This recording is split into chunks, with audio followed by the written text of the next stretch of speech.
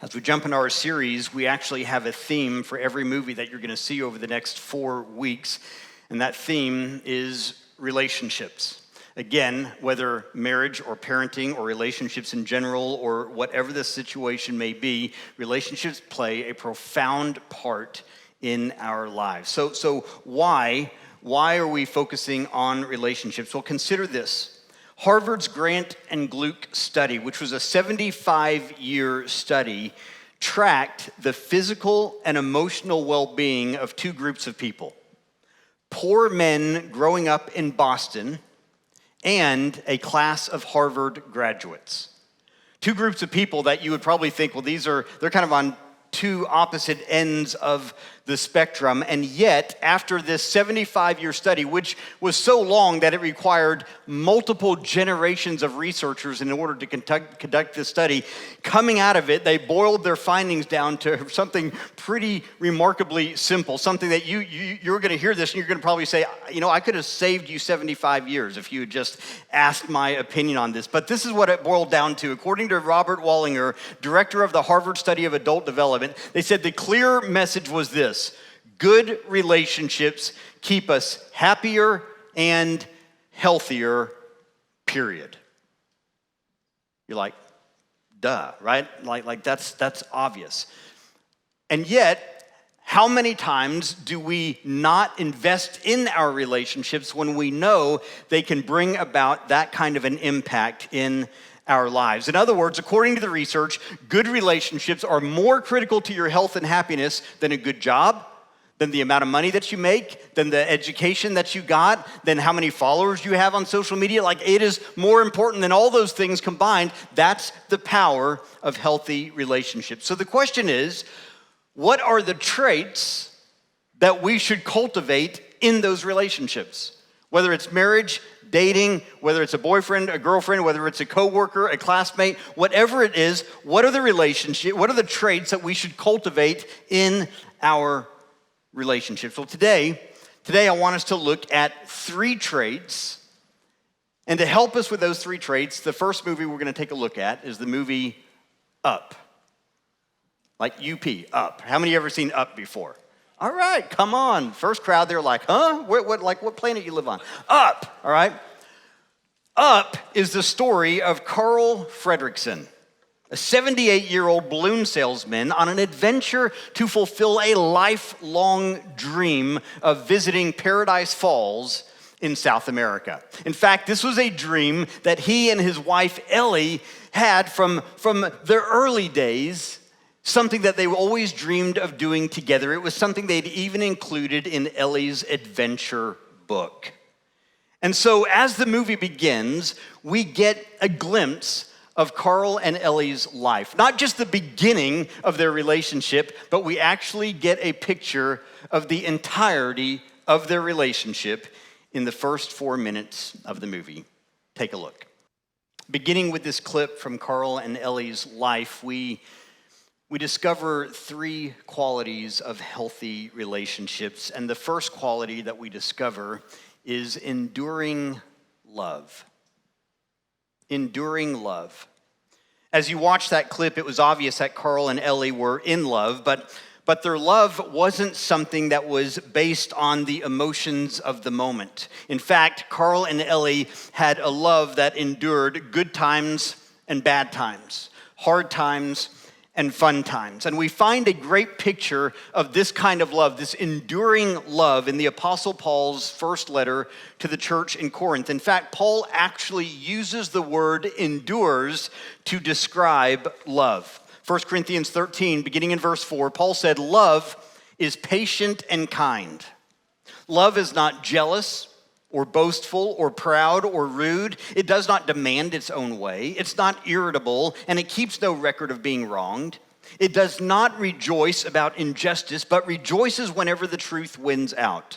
Love never gives up, never loses faith, is always helpful," and look at this last phrase, "and endures through every circumstance." Not some, not most, not a few, through every circumstance. You see, we tend to look at love as something that is this never-ending perpetual high, don't we?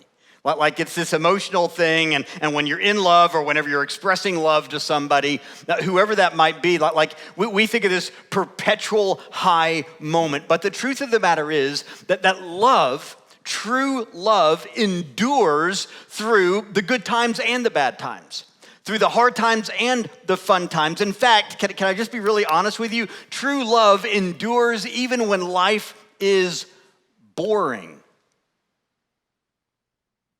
You see, sometimes we think, well, love, I mean, if you really love someone, I mean, there's like this nonstop adventure. It just never ends. And can I tell you, that's not reality, and we all know that. And yet, how often do we keep looking for it?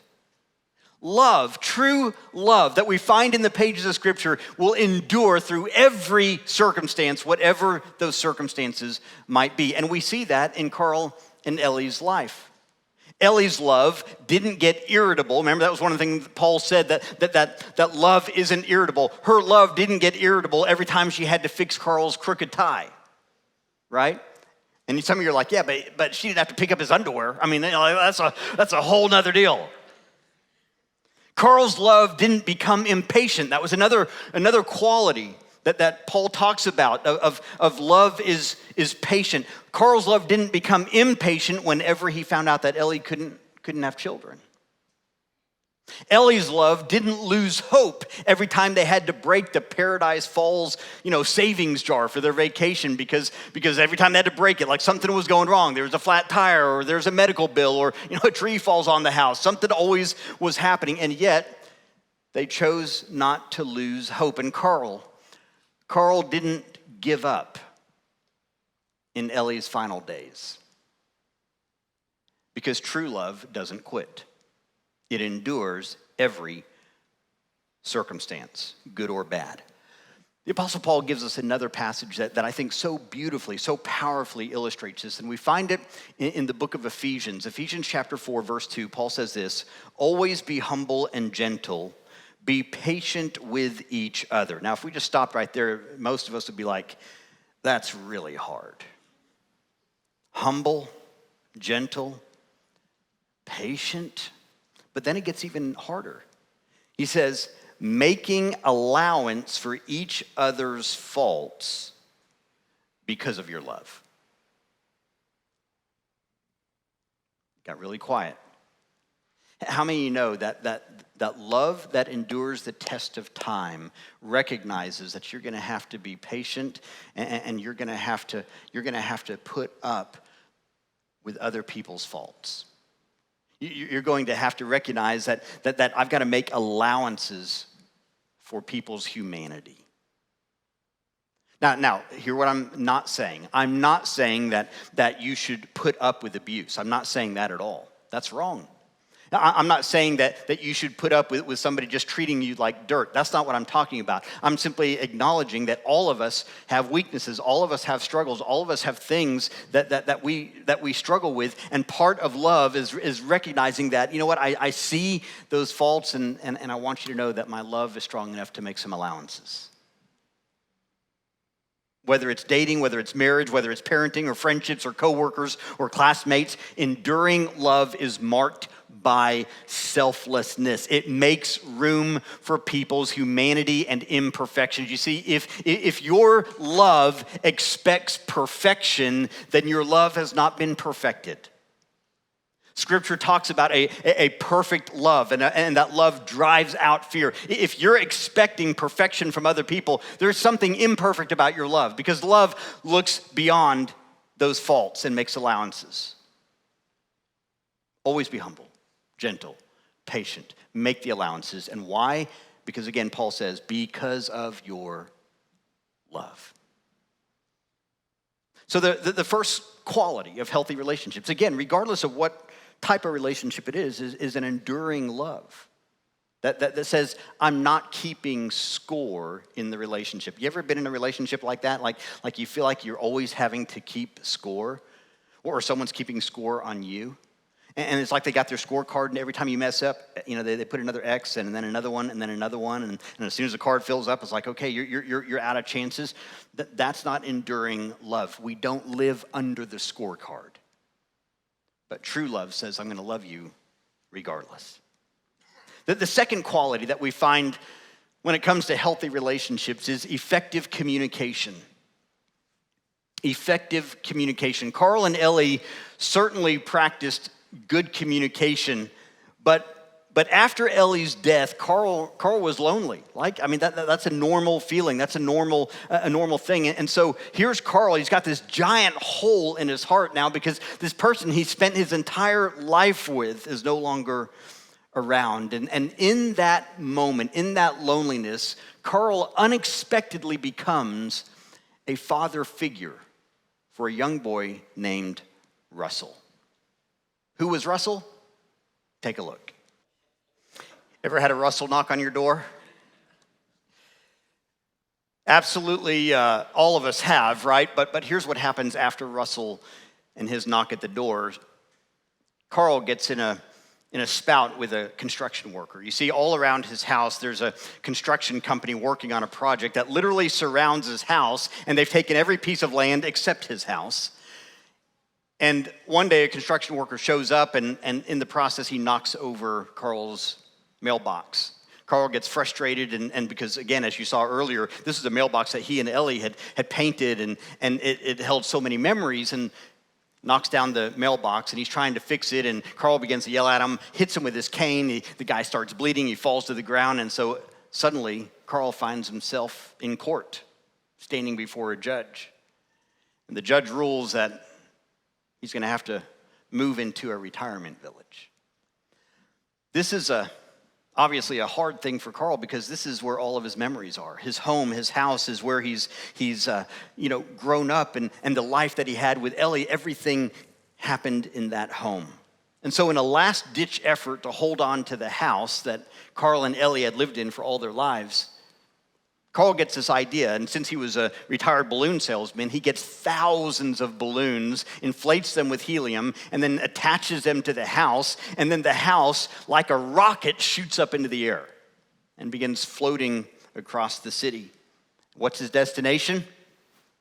Paradise Falls in South America, the place that Ellie and Carl had dreamed of visiting so often. But there's only one problem, and the problem was that 9-year-old Russell was on the porch when the house shot up into the air. And so he's joining Carl on his adventure. Now, initially, Carl is pretty irritated with Russell's presence.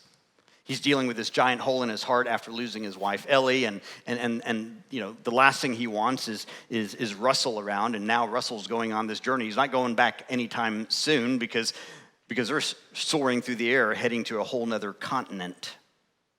And yet, through this experience, through this encounter with Russell, Carl begins to recognize that Russell's hurting as well.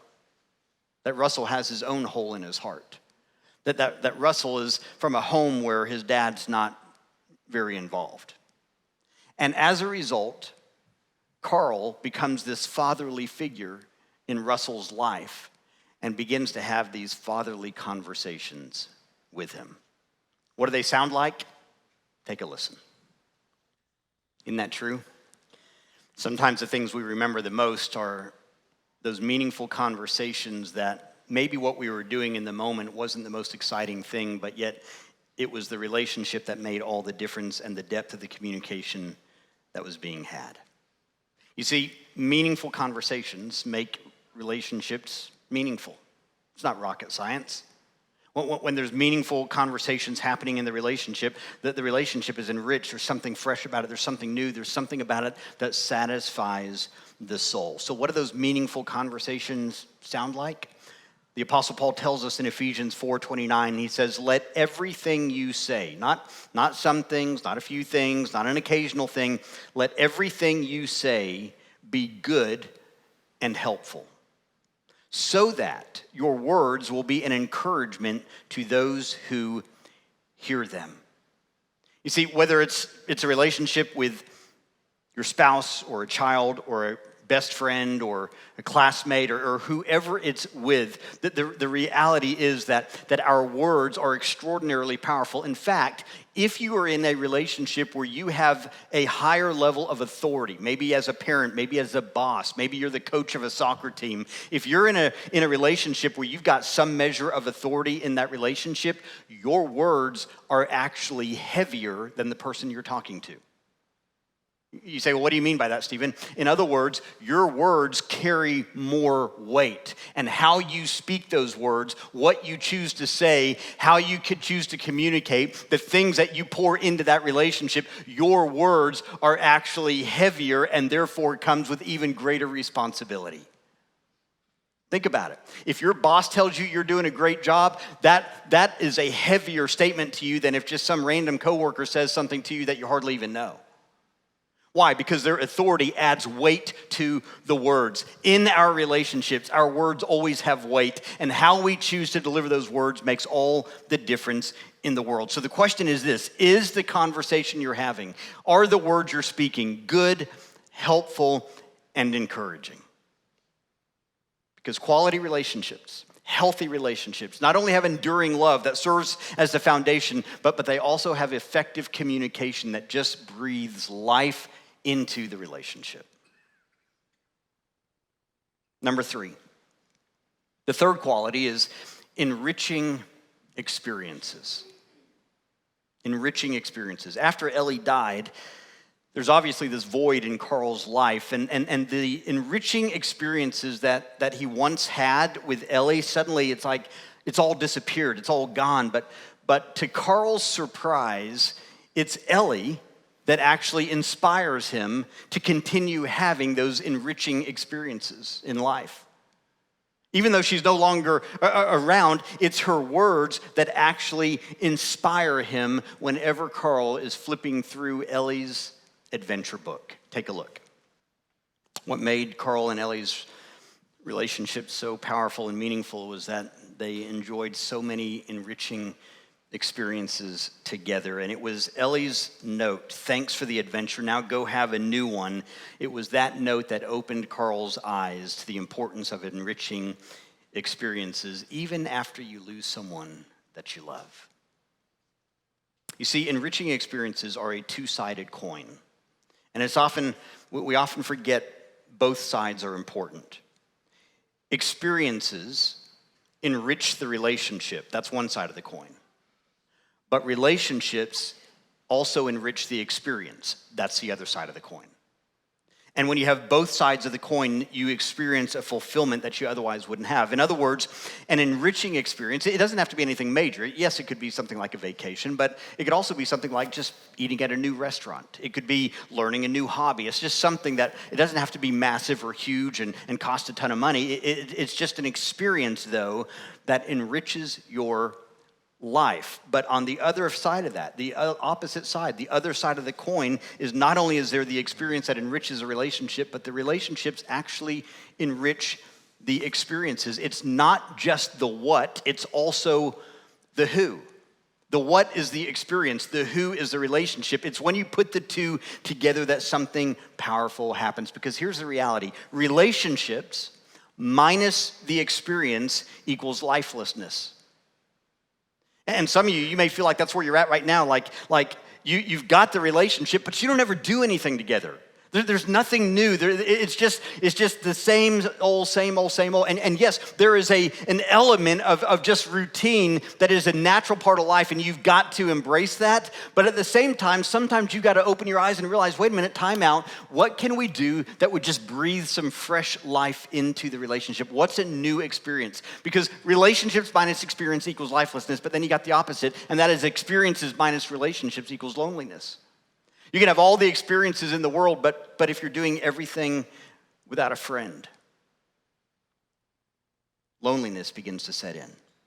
And you've got to have both. I've seen this happen in marriages before.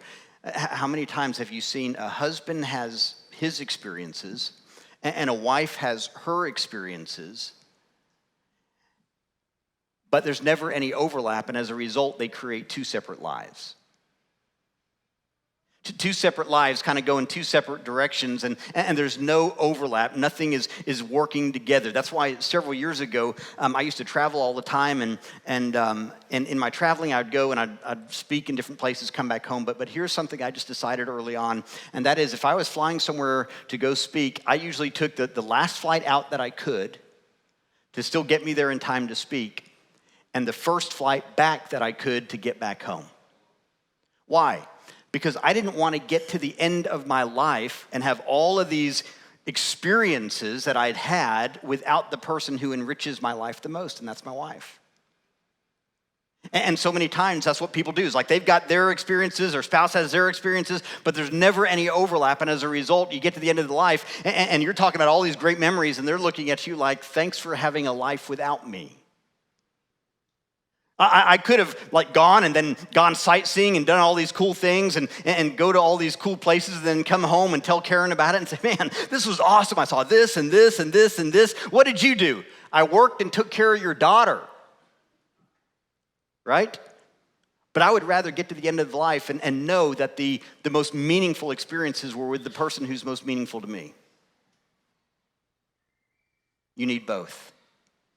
Proverbs 27:17 says, as iron sharpens iron, so a friend sharpens a friend. Proverbs 13:20, walk with the wise and become wise, associate with fools and get in trouble. Again, there's two sides to this whole coin. You need experiences to enrich the relationship, and you need the relationship to enrich the experiences. And when you have both, healthy relationships form. Carl and Russell both discovered this principle. Their lives were enriched by the adventure to South America, and their adventure was enriched by what became like a father-son relationship. And as the movie comes to a close, we see the joy of that like father-son relationship and the experience they had and how it enriched their life, but yet the relationship that made the experience even greater. Take a look. Mark Batterson once said, time is measured in minutes. Life is measured in moments. It's the moments, those enriching experiences that make all the difference. It's the enriching experiences that turn the minutes into moments in relationships. And so today, as we wrap up, let me just ask, what about you and your relationships, whatever they might be? Again, marriage, parenting, a close friend, a coworker, a classmate, a lifelong friend that you've grown up with. In your relationships, do you see enduring love? Are you practicing effective communication? Are you pursuing enriching experiences together? Because as you do, the relationship begins to breathe in a way that it never has. And it satisfies the longing of the heart. It makes you healthier and happier. And God uses that to restore us. Let's pray.